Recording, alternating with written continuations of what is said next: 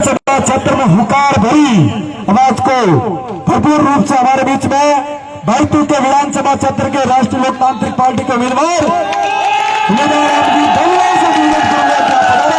भारतीय जनसभा को संबोधित करें।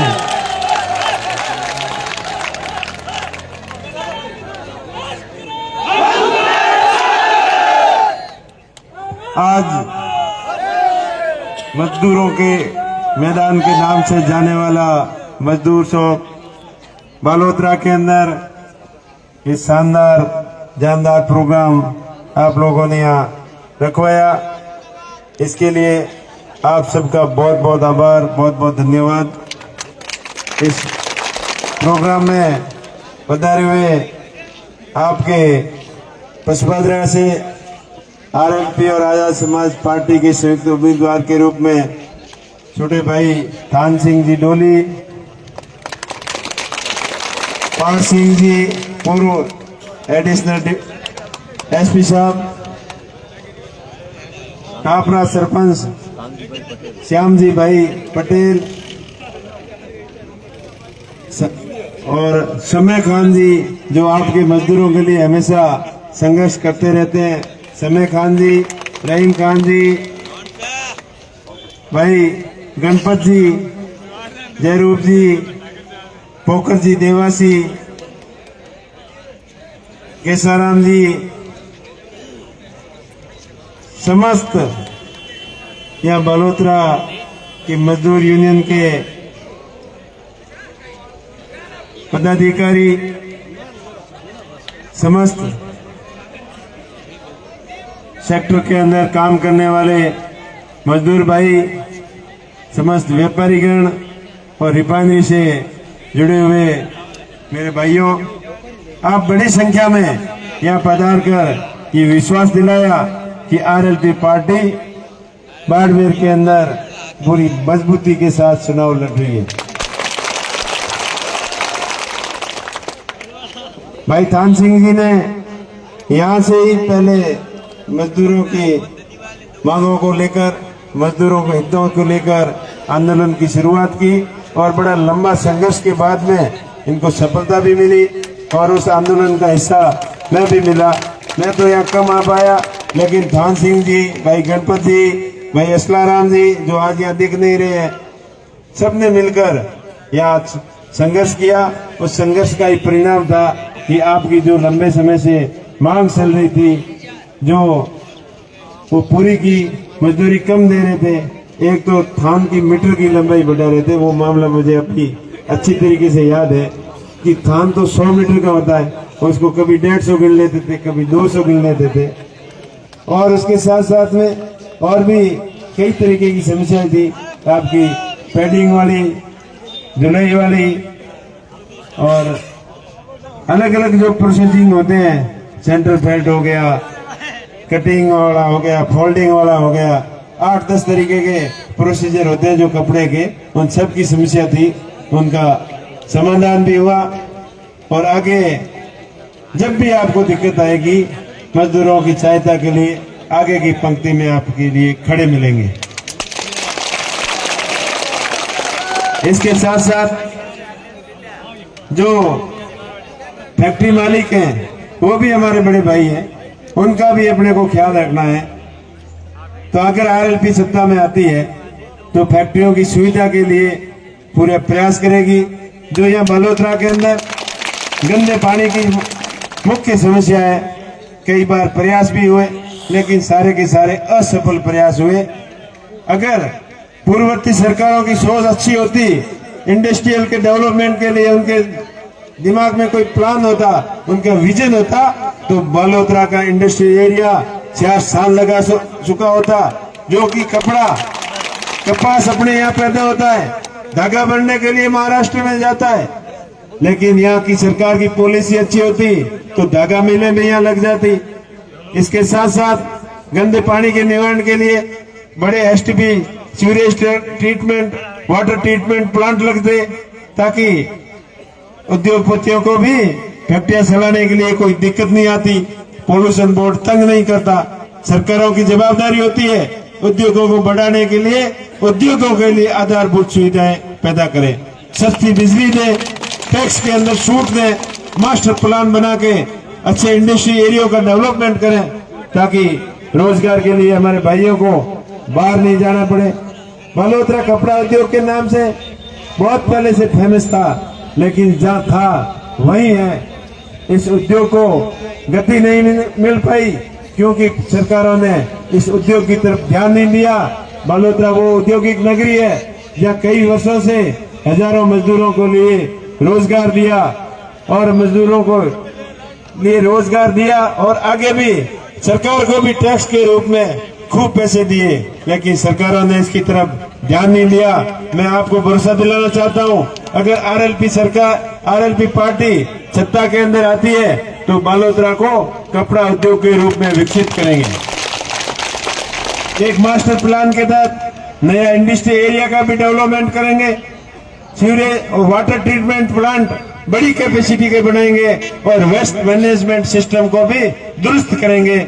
हमारे यहाँ शांतिलाल जी सेठ जी हैं, पहले कई बार यहाँ मिले थे और वो काफी इधर यूनियनों के अध्यक्ष भी हैं, आपके अर्बन बैंक के भी अध्यक्ष रह चुके हैं। वो उनसे कभी कभी हमारी बात होती है तो वो बोलते हैं कि हमने अच्छे प्लान बना के सरकारों के पास भेजे हैं, केंद्र सरकार के पास भी भेजे, लेकिन राज्य सरकार के पास भी भेजे, लेकिन वहाँ सुनाई करने वाला कोई नहीं है। अरे सुनाई करने वाला होगा कहाँ से? उनके पास विजन भी नहीं है, उनके पास में कोई आइडिया भी नहीं है कि उद्योगों की सहायता कैसे करनी है। अगर उद्योगों को हम समर्थ नहीं करेंगे तो हमारा यहाँ से एरिया का विकास कैसे होगा? आप भरोसा रखिए, सभी भाई आरएलपी पार्टी का सपोर्ट करें, ये उद्योगों का सही निर्माण भी होगा, उद्योगों के अंदर फैसिलिटी भी होगी।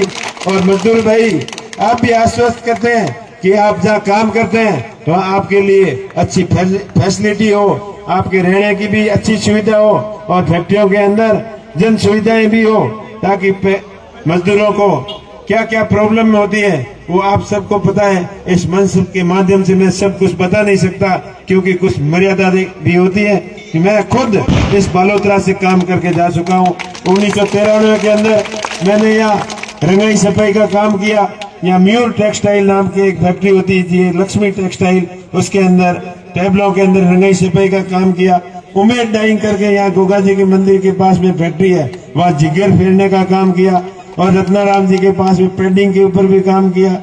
और बीटू शाह के अंदर वो मिश्राई की पेंटिंगों के अंदर धुलाई का भी काम मेरे किया हुआ है। मुझे सब पता है कि मजदूरों की क्या समस्या है और मुझे ये भी पता है कि फैक्ट्री मालिकों की क्या समस्या है। तो इन सभी समस्याओं को छुटकारा दिलाने के लिए हम पूरा प्रयत्न करेंगे कि बालोतरा जो कपड़ा उद्योग के नाम से जाना जाता है वो एक विश्व प्रसिद्ध उद्योग नगरी यहाँ बालोतरा बने, ऐसा हमारा सपना है। बालोतरा के डेवलपमेंट के लिए मास्टर प्लान चाहिए, बालोतरा के डेवलपमेंट के लिए बड़ी रिंग रोड चाहिए, बड़ा इंडस्ट्री एरिया चाहिए, मजदूरों के लिए फैसिलिटी सेंटर चाहिए, मजदूरों के लिए आप वर्कशॉप चाहिए जहाँ स्किल डेवलपमेंट का काम हो और यहाँ कपड़े से संबंधित हैंडलूम, पावर लूम लगे और प्रोसेसिंग की बड़ी यूनिटें लगे और उद्योगों के अंदर आधुनिकता है, मॉडर्न सिस्टम लगे। अब पहले तो जिगर हाथ से फेरा करते थे और सुखाने के लिए वो हाथ से करते थे, लेकिन वहाँ भी काफी मशीनरी आई है, काफी नया सिस्टम आया है। तो सरकार की तरफ से पूरी फैसिलिटी मिलेगी ताकि फैक्ट्री मालिक अच्छी बड़ी फैक्ट्रियां बनाए और मजदूरों को फैसिलिटी के साथ में रोजगार के नए अवसर पैदा हो, इस बारे में हमारा पूरा प्रयत्न रहेगा। इसके साथ साथ में रिफाइनरी बनी है तो रिफाइनरी के भी कई बायो प्रोडक्ट इंडस्ट्री यहाँ लगने वाली है, उससे संबंधित भी हमारा पूरा प्रयास रहेगा। पूर्ववर्ती सरकारों ने घोषणा तो की, पर ये रिफाइनरी जो आज से 25 साल पहले लगनी थी वो इसको जानबूझ के लेट किया। और अभी जो रिफाइनरी से संबंधित उद्योग लगने उनके लिए भी कोई खास काम नहीं किया। कहीं जाके दोरों के अंदर जमीन बता दी, कहीं जाके उस खारिये केड़ो बाड़ो समय खान जी खारिये बड़े मुझे जमीन बताई, बट वहां पे कौन लगाएगा फैक्ट्रियां? जो फैक्ट्री लगाने के लिए अच्छी सुविधा मिले, अच्छा इंडस्ट्री एरिया डेवलपमेंट हो, तभी बायो प्रोडक्ट की फैक्ट्रियां लगेगी और स्थानीय लोगों को रोजगार मिलेगा। इसके साथ साथ रिफाइनरी के अंदर 80% स्थानीय लोगों को रोजगार मिले, इसके बारे में भी पूरा प्रयत्न किया जाएगा। और रिफाइनरी के अंदर अभी क्या हो रहा है, बाहर से कोई मजदूर आता है जिसको सही ढंग से काम करना नहीं आता, उसको तो 25,000 और 30,000 रुपए दिए जाते हैं। और यहाँ के पढ़े लिखे युवा जो डिप्लोमाधारी डिग्रीधारी, उनको कोई पूछता नहीं है, फैक्ट्री के अंदर घुसने नहीं देता, रिफाइनरी के अंदर घुसने नहीं दिया जाता है। उनकी भी हम विश्वास दिलाते हैं मेरे भाइयों को कि उनकी पूरी पैरवी करेंगे, उनके लिए अलग से ऑफिस बनाएंगे और प्रत्येक जो की योग्यता के अनुसार उनको 80% रोजगार दिलाने की भी आपको गारंटी दिलाता हूँ। आप भाई पे भरोसा करना, आपका भाई आपके साथ धोखा नहीं करेगा, आपके सपनों के ऊपर खरा उतरने का पूरा प्रयत्न करेगा।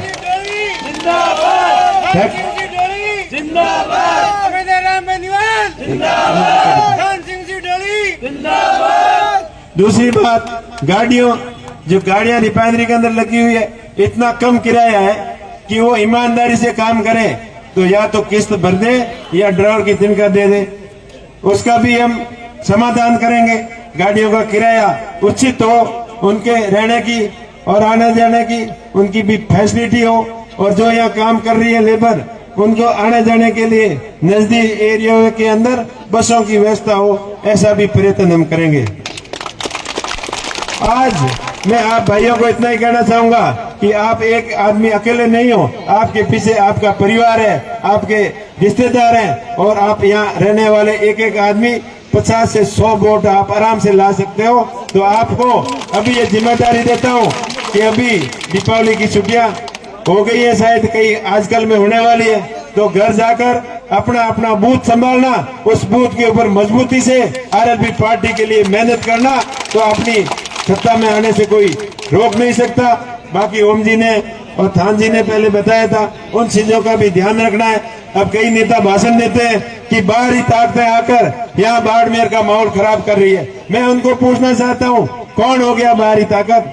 वे हमेशा शायद हनुमान जी को बाहरी ताकत कह रहे होंगे, तो मोदी जी कौन से अपने घर के हैं, वसुंधरा जी कौन से अपने घर की है, और राहुल गांधी और खड़गे साहब कौन से यहाँ घर के हैं जो बाहर से नहीं है। एक चीज तो उनका कहना भी करना, जो ये बताते हैं ना, तो मैं भी ये कहता हूँ, जो बाहर से पंजाब से यूपी से कोई आके यहाँ आपको समझाए कि वोट इसको देना है उसको देना, उसको पक्का मुंह के ऊपर खरा खरा जवाब देना है कि हम खुद समझदार हैं, हमको जो उचित लगेगा उसको वोट देंगे, आपको पंचायत करने की जरूरत नहीं है, आप जाइए यहाँ से। और अगर यहाँ का कोई जनप्रतिनिधि आपको समझाता है कि आरएलपी के पास तो कोई नेता नहीं है, कोई सरपंच नहीं है, उनको ये समझाना कि आरएलपी पार्टी के हम सच्चे सिपाही हैं, आरएलपी पार्टी के लिए हम ही सरपंच हैं, हम ही प्रमुख हैं और हम ही प्रधान हैं, और आपको ज्यादा समझाने की जरूरत नहीं है। अगर आप हमारा कहना मानो तो 70 साल से आप कांग्रेस और बीजेपी को वोट हम देते आए हैं, एक बार हमारे भी मान लो और हमारे कहने से आप वोट आरएलपी और एएसपी के गठबंधन को दो। पहले हनुमान जी अकेले आगे संघर्ष करते थे, लेकिन अभी उनके साथ चंद्रशेखर जी आजाद साहब आ गए, उनकी ताकत डबल हो गई है और डबल ताकत के साथ लड़ेंगे, और आप भी डबल ऊर्जा के साथ उन दोनों नेताओं का सहयोग देना। अगर इस बार चूक हो गई तो राजस्थान में जो व्यवस्था परिवर्तन का सपना देखा है, ऐसा सपना देखने वाला कोई नेता दोबारा आपको नहीं मिलेगा। फिर यही होगा, आप बड़ी पार्टियों के झंडे पकड़ के उनके पीछे पीछे घूमना, और बड़ी पार्टियां जनता का शोषण नहीं करती, जनता के साथ में जो मनमानी करती है उसके साथ साथ नेताओं के साथ में, जो नेता जनता के अंदर अपना विश्वास कायम कर चुके हैं, जो ज्यादा लोकप्रिय नेता हैं, वो बड़े नेताओं को पसंद नहीं आते। इनको इसके लिए उनके इलाज के लिए कहीं उनका टिकट काट दिया जाता है, योग्य उम्मीदवार हो उनको टिकट नहीं दिया जाता, और पूरी मनमर्जी करते हैं। कोई तो बोलता है कि मोदी के चेहरे के पीछे वोट आ जाएंगे, कोई बोलता है हमारे सिंबल के पीछे वोट आ जाएंगे, लेकिन इस बार आप दिखा देना कि नहीं तो किसी का चेहरा चलेगा, नहीं किसी का सिंबल चलेगा।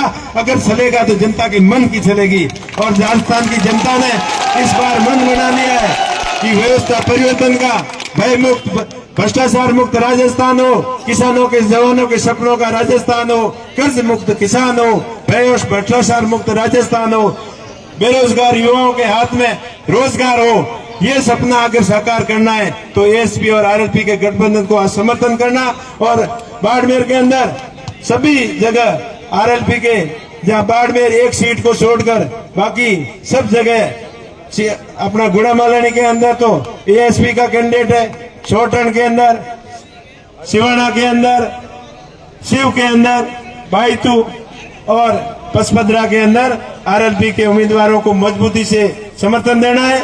और बाड़मेर के अंदर तो चूक हो गई थी, पूरी आरएलपी पार्टी ने निर्दलीय प्रत्याशी डॉक्टर प्रियंका जी को सपोर्ट किया है। वहां के कोई हो तो वहां प्रियंका जी को सपोर्ट करना।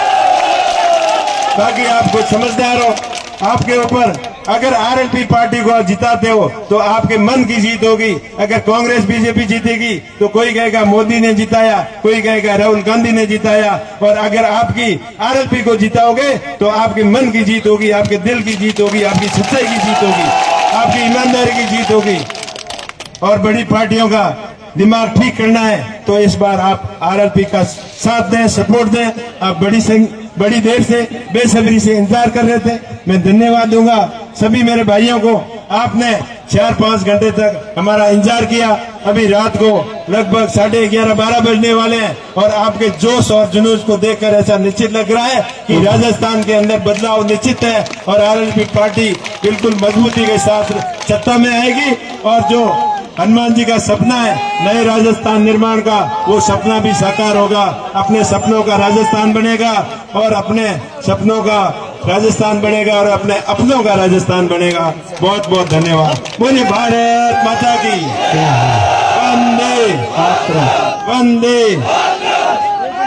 हनुमान धन्यवाद जिंदाबाद, चंद्रशेखर आजाद जिंदाबाद, राष्ट्रीय लोकतांत्रिक पार्टी, एएसपी पार्टी, मजदूर एकता।